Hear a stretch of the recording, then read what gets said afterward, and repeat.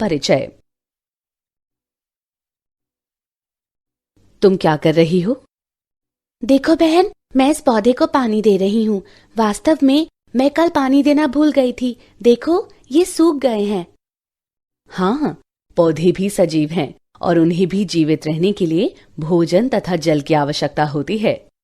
लेकिन पौधे इन्हें कैसे प्राप्त करते हैं? क्योंकि उनमें हमारी तरह मुख नहीं होता है। वो मृदा से विभिन्न विधियों द्वारा पोषक तत्व तथा जल अवशोषित करते हैं। आओ जाने कि वो क्या हैं।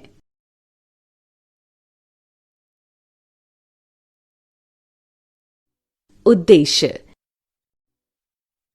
इस पाठ के अंत में आप निम्न करने में सक्षम हो जाएंगे: पौधों में जल के परिवहन की व्याख्या करना, विसरण, सुसाध्य विसरण और सक्रिय परिवहन जैसे परिवहन के विभिन्न माध्यमों के बारे में जानना, विभिन्न परिवहन विधियों के बीच अंतर करना, पादप जल संबंधों की व्याख्या करना, जल विभव को समझना, परासरण, जीव द्रव्य कुंचन एवं अंतः शोषण प्रक्रियाओं का वर्णन करना।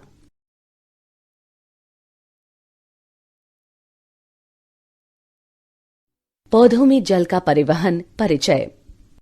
मित्रों, जैसा कि हम जानते हैं कि पेड़ पौधों को जंतुओं की अपेक्षा कहीं अधिक दूरी तक अणुओं को ले जाने की आवश्यकता होती है।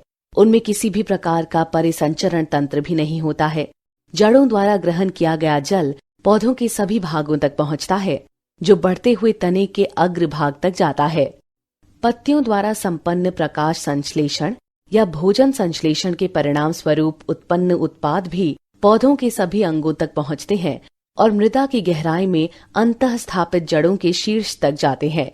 एक पुष्पीय पौधे में जिन पदार्थों का परिवहन होता है, उनमें जल, खनिज पोषक, कार्बनिक पोषक एवं पौधों की वृद्धि नियामक मुख्य हैं। कम दूरी तक पदार्थों की गति विसरण एवं साइटोप्लाज्मिक धारा द्वारा सक्रिय परिवहन की मदद से हो सकती है। लंबी दूरी के लिए परिवहन संवहनीय तंत्र या जाइलम तथा फ्लोएम द्वारा संपन्न होता है और इसे स्थानांतरण कहा जाता है। आपको ये जानकर आश्चर्य होगा कि मूलीय पादपों में जाइलम परिवहन पानी और खनिजों का आवश्यक रूप से एक दिशात्मक अर्थात मूल से तने तक होता है। हालांकि कार्बनिक तथा खनिज पोषकों का परिवहन बहुदिशात्मक होता है। आइए पौधों में छोटी दूरी तक परिवहन के माध्यमों के बारे में जानें।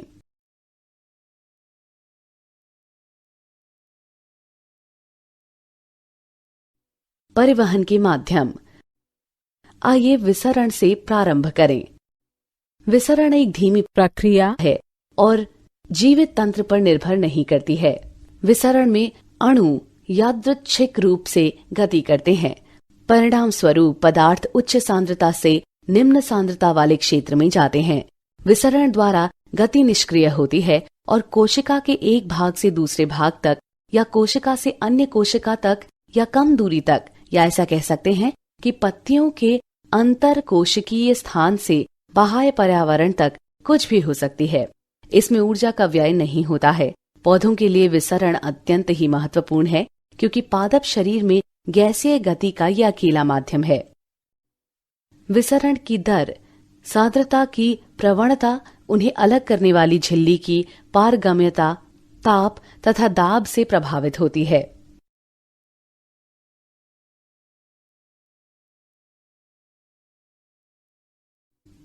विसरण की दर पदार्थों के आकार पर निर्भर करती है। ये तो पहले से ही स्पष्ट है कि लघु पदार्थ तेज गति से विसरण करते हैं। झिल्ली के आर पार किसी भी पदार्थ का विसरण झिल्ली के प्रमुख सहभागी लिपिड में घुलनशीलता पर निर्भर करता है। झिल्लिका प्रोटीन स्थान उपलब्ध कराती है, जिससे कुछ अणु आर पार निकल जाते हैं। वो सांद्रता प्रवणता स्थापित नहीं कर पाते हैं। अणुओं के विसरण के लिए सांद्रता प्रवणता निश्चित तौर पर पहले से ही उपस्थित होनी चाहिए, भले ही उन्हें प्रोटीन से मदद मिल रही हो। ये प्रक्रिया सुसाध्य विसरण कहलाती है। सुसाध्य विसरण में पदार्थों को झिल्ली के आर पार करने में विशिष्ट प्रोटीन मदद करती है और इसमें एटीपी ऊर्जा का व्यय नहीं होता। सुसाध्य विसरण अति विशिष्ट होता है। ये कोशिकाओं को पदार्थों के उद्ग्रहण के लिए चयन करने की छूट प्रदान करता है। अणुओं को आर पार जाने के लिए झिल्लिका में मौजूद प्रोटीन रास्ता बनाती है। कुछ रास्ते हमेशा खुले होते हैं तथा कुछ नियंत्रित हो सकते हैं। कुछ बड़े होते हैं जो विभिन्न प्रकार के अणुओं को आर पार जाने की छूट देते हैं। प्रोरिन एक प्रकार की प्रोटीन है जो कि प्लास्टिड माइटोकॉन्ड्रिया तथा कुछ बैक्टीरिया की बाह्य झिल्ली में बड़े आकार के छिद्रों का निर्माण करती है, ताकि झिल्ली में से होकर प्रोटीन के छोटे आकार के अणु भी उसमें से गुजर सकें। इस प्रक्रिया में बाह्य कोशिकीय अणु परिवहन प्रोटीन पर बंधित रहते हैं और यही परिवहन प्रोटीन बाद में घूर्णित होकर कोशिका के भीतर अणु को मुक्त कर देते हैं। उदाहरण के तौर पर जल मार्ग, जो 8 तरह के विभिन्न एक्वापोरिन से बना होता है।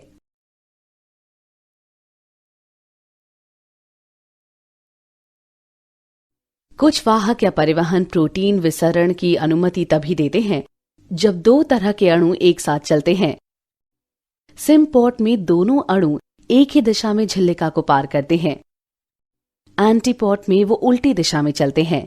जब एक अणु दूसरे अणु से स्वतंत्र होकर झिल्लिका को पार करता है, तब इस विधि को यूनिपोर्ट कहते हैं। परिवहन का एक अन्य माध्यम सक्रिय परिवहन है। सक्रिय परिवहन सांद्रता प्रवणता के विरुद्ध अणुओं को पंप करने में एटीपी के रूप में ऊर्जा का उपयोग करता है। सक्रिय परिवहन झिल्लिका का प्रोटीन द्वारा पूर्ण किया जाता है। अतः झिल्लिका के विभिन्न प्रोटीन सक्रिय तथा निष्क्रिय दोनों परिवहन में मुख्य भूमिका निभाते हैं। पंप एक तरह के प्रोटीन है जो पदार्थ को कोशिका झिल्लिका को पार कराने में ऊर्जा का प्रयोग करते हैं। ये पंप प्रोटीन पदार्थों का कम सांद्रता से अधिक सांद्रता तक अपहिल परिवहन करा सकते हैं। परिवहन की गति अधिकतम तब होती है जब परिवहन करने वाले सभी प्रोटीन का प्रयोग हो रहा हो या वो संतृप्त ही क्यों न।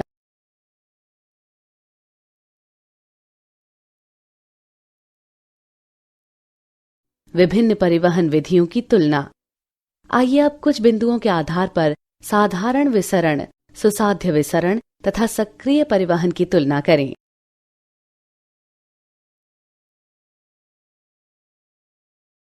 पादप जल संबंध।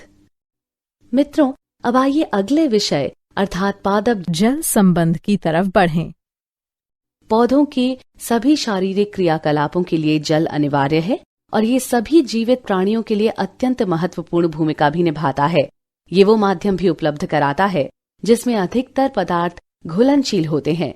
कोशिकाओं का जीव द्रव्य कुछ और नहीं बल्कि जल है, जिसमें विभिन्न अणु घुले होते हैं और निलंबित रहते हैं। एक तरबूज में 92% जल होता है।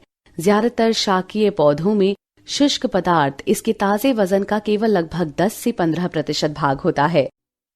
हालांकि एक पौधे में जल का वितरण भिन्न भिन्न होता है। काष्ठ वाले भाग में अपेक्षाकृत थोड़ा कम जल होता है, जबकि नरम भाग में बहुत ज्यादा जल होता है। एक बीज सूखा सा दिख सकता है, परंतु उसमें पानी की कुछ मात्रा होती है, अन्यथा वो जीवित नहीं रहेगा और श्वसन भी नहीं करेगा। स्थलीय पौधे प्रतिदिन भारी मात्रा में पानी ग्रहण करते हैं, लेकिन इनका अधिकतर भाग पत्तियों से वाष्पीयकरण अर्थात वाष्पोत्सर्जन द्वारा हवा में उड़ जाता है। क्या आप जानते हैं कि मक्के का परिपक्व पौधा एक दिन में लगभग 3 लीटर पानी अवशोषित करता है, जबकि सरसों का पौधा लगभग 5 घंटे में अपने वजन के बराबर पानी अवशोषित करता है।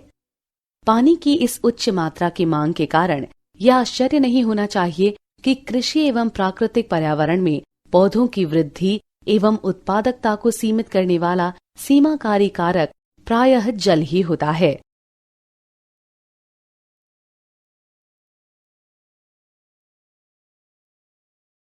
जल विभव। पादप जल संबंध को समझने के लिए हमें कुछ मानक शब्दों को जानने की आवश्यकता होगी। जल की गति को समझने के लिए जल विभव एक आधारभूत धारणा है। विलय विभव और दाब विभव 2 मुख्य घटक हैं जो जल विभव का निर्धारण करते हैं। जल के अणु में गतिज ऊर्जा पाई जाती है। किसी तंत्र में जल की सांद्रता अधिक है तो इसकी गतिज ऊर्जा या जल विभव भी अधिक होगा। अतः ये सुनिश्चित है कि शुद्ध जल में सबसे ज्यादा जल विभव होगा। यदि कोई 2 अंतःविष्ट जल तंत्र संपर्क में हो तो पानी के अणु की अनियमित गति के कारण जल की वास्तविक गति की त्वरित गति ज्यादा ऊर्जा वाले भाग से कम ऊर्जा वाले भाग में होगी। इस प्रकार पानी उच्च जल विभव वाले अंतःविष्ट जल के तंत्र से कम जल विभव वाले तंत्र की ओर जाएगा। पदार्थ की गति की ये प्रक्रिया मुक्त ऊर्जा की प्रवणता के अनुसार होती है और विसरण कहलाती है। जल विभव को ग्रीक चिन्ह जाई से अंकित किया गया है और इसे पास्कल्स जैसी दाब इकाई में व्यक्त किया गया है। परंपरा के अनुसार शुद्ध जल के जल विभव को एक मानक ताप पर, जो किसी दाब में नहीं है, पर शून्य माना गया है। सभी विलयनों में शुद्ध जल की अपेक्षा जल विभव निम्न होता है। इस निम्नता का परिमाण एक विलय के द्रवीकरण के कारण होता है, जिसे विलय विभव कहा जाता है। विलय विभव सदैव नकारात्मक होता है। जब विलय के अणु अधिक होते हैं तो विलय विभव अधिक नकारात्मक होता है। वायुमंडलीय दबाव पर घोल के लिए जल विभव विलय विभव होता है। यदि शुद्ध जल या घोल पर वायुमंडलीय दबाव से अधिक दबाव लगाया जाए तो उसका जल विभव बढ़ जाता है। पादप तंत्र में दाब निर्मित हो सकता है जब विसरण के कारण पौधे की कोशिका में जल प्रवेश करता है और वो कोशिका भित्ति को और बढ़ा देता है। ये कोशिका को स्फीत बना देता है। ये दाब विभव को बढ़ा देता है। दाब विभव ज्यादातर सकारात्मक होता है। हालांकि पौधों में नकारात्मक विभव या जाइलम के जल खंड में तनाव एक तने में जल के परिवहन में महत्वपूर्ण भूमिका निभाता है। दाब विभव को जाइपी से चिन्हित किया जाता है। कोशिका का जल विभव विलय एवं दाब विभव दोनों से ही प्रभावित होता है। इन दोनों के बीच संबंध निम्न प्रकार से होता है।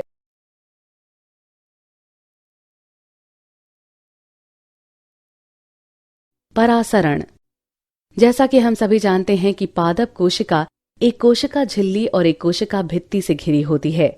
कोशिका भित्ति जल एवं विलयन में पदार्थों के लिए मुक्त रूप से परागम्य होती है, अतः ये गति के लिए बाधक नहीं होती है। पादप कोशिकाओं में कोशिका झिल्ली और रसधानी की झिल्ली टोनोप्लास्ट दोनों एक साथ कोशिका के भीतर या बाहर अणुओं की गति निर्धारित करने के लिए महत्वपूर्ण होते हैं। अब आइए परासरण के बारे में जानें। परासरण को विशेष रूप से एक विभेदक अर्ध या परागम्य झिल्लिका के आर पार जल के विसरण के लिए संदर्भित किया जाता है। परासरण स्वतः ही प्रेरित बल की अनुक्रिया से पैदा होता है। परासरण की दिशा एवं गति दाब प्रवणता एवं सांद्रता प्रवणता पर निर्भर करती है। जल अपने उच्च रासायनिक विभव या सांद्रता क्षेत्र से निम्न रासायनिक विभव क्षेत्र में तब तक संचारित होता है जब तक कि साम्यता पर न पहुंच जाए। हम एक प्रयोग की सहायता से इसे समझ सकते हैं। शकरा विलयन से भरी एक थीसल कीप लें और उसके बाद इसे जल से भरे बीकर में उल्टा रखें। कीप के लिए गए जल में घुले शकरा के विलयन को एक अर्ध परागम्य झिल्ली या अंडे की झिल्ली द्वारा एक बीकर में शुद्ध जल से अलग करें तो क्या होगा? हम देखेंगे कि जल कीप में विलयन के स्तर में वृद्धि करने के लिए झिल्ली के पार विसरित होगा। ये तब तक लगातार विसरित होगा जब तक कि साम्यता पर न पहुंच जाए। अब हम कीप में जल की गति को रोकने के लिए कुछ दाब लगाएंगे। जल को विसरित होने से रोकने के लिए आवश्यक ये दाब वास्तव में परासरण दाब है और ये विलय सांद्रता का कार्य है। विलय की सांद्रता अधिक होने पर जल को विसरित होने से रोकने के लिए अधिक दाब की भी आवश्यकता होगी। संख्यात्मक आधार पर परासरण दाब परासरण विभव के बराबर होता है, लेकिन इसका संकेत विपरीत होता है। परासरण दबाव में प्रयुक्त दाब सकारात्मक होता है जबकि परासरण विभव नकारात्मक होता है।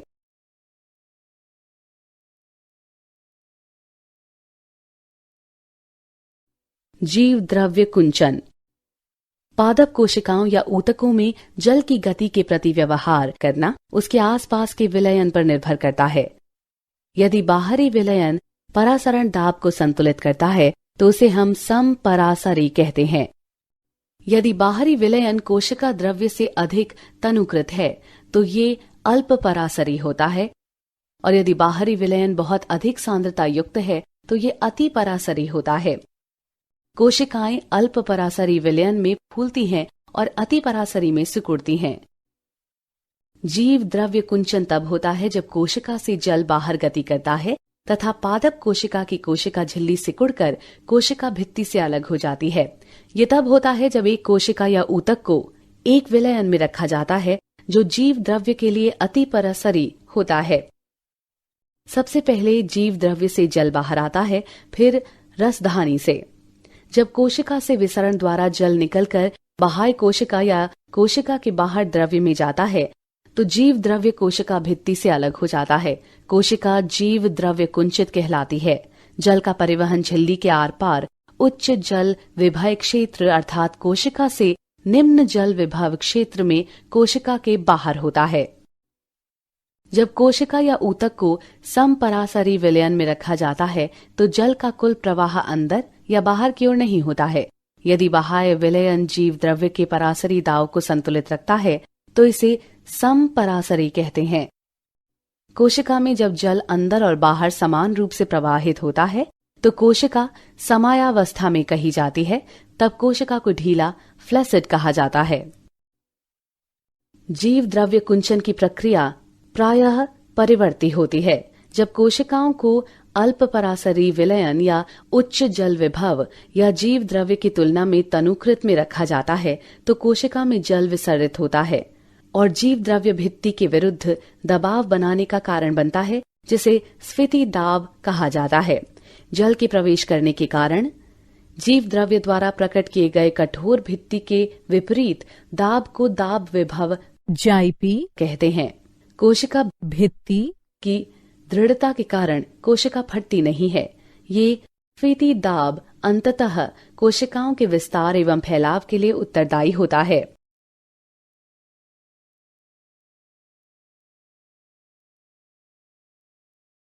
अंतः शोषण। अब आइए एक विशिष्ट प्रकार के पादप जल संबंध अर्थात अंतः शोषण के बारे में जानें। अंतः शोषण एक विशिष्ट प्रकार का विसरण है। जब ठोस क्लाइडस द्वारा जल अवशोषित किया जाता है तो इसके कारण उसके आयतन में विशाल रूप से वृद्धि होती है। अंतः शोषण के प्रतिष्ठित उदाहरणों में बीजों और सूखी लकड़ियों द्वारा जल का अवशोषण है।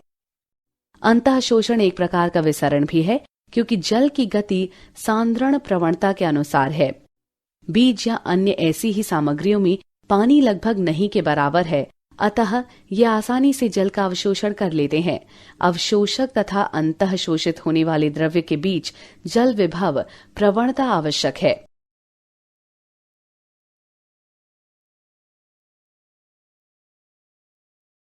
सारांश।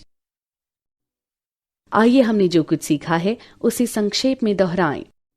कम दूरी तक पदार्थों की गति विसरण एवं साइटोप्लाज्मिक धारा द्वारा सक्रिय परिवहन की मदद से हो सकता है। लंबी दूरी के लिए परिवहन संवहनीय तंत्र या जाइलम तथा फ्लोएम द्वारा संपन्न होता है और इसे स्थानांतरण कहा जाता है। मूलीय पादपों में जाइलम परिवहन पानी और खनिजों का आवश्यक रूप से एक दिशात्मक अर्थात मूल से तने तक होता है, हालांकि कार्बनिक तथा खनिज पोषकों का परिवहन बहुदिशात्मक होता है। विसरण में अणु यादृच्छिक रूप से गति करते हैं, परिणाम स्वरूप पदार्थ उच्च सांद्रता से निम्न सांद्रता वाले क्षेत्र में जाते हैं। सुसाध्य विसरण में पदार्थों को झिल्ली के आर पार करने में विशिष्ट प्रोटीन मदद करती है और इसमें एटीपी ऊर्जा का व्यय नहीं होता। सांद्रता प्रवणता के विरुद्ध अणुओं को पंप करने के लिए सक्रिय परिवहन ऊर्जा का उपयोग करता है। ये झिल्लिका प्रोटीन द्वारा संपन्न होता है।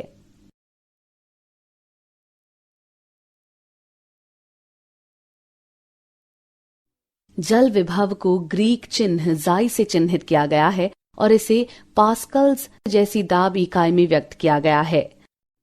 कोशिका का जल विभव विलय एवं दाब विभव दोनों से ही प्रभावित होता है। इन दोनों के बीच संबंध निम्न प्रकार से होता है। अर्ध परागम्य झिल्ली के पार जल का विसरण परासरण कहलाता है। परासरण की दिशा एवं गति दाब प्रवणता एवं सांद्रता प्रवणता पर निर्भर करती है। यदि बाहरी विलयन परासरण दाब को संतुलित करता है तो उसे हम समपरासरी कहते हैं। यदि बाहरी विलयन कोशिका द्रव्य से अधिक तनुकृत है तो ये अल्प परासरी होता है और यदि बाहरी विलयन बहुत अधिक सांद्रता युक्त है तो ये अति परासरी होता है। कोशिकाएं अल्प परासरी विलयन में फूलती हैं और अतिपराशरी में सिकुड़ती हैं।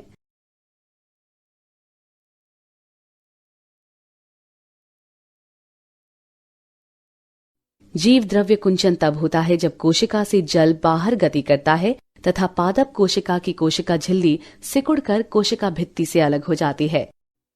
अंतःशोषण एक विशिष्ट प्रकार का विसरण है। जब ठोस कोलाइडस द्वारा जल अवशोषित किया जाता है तो इसके कारण उसके आयतन में विशाल रूप से वृद्धि होती है।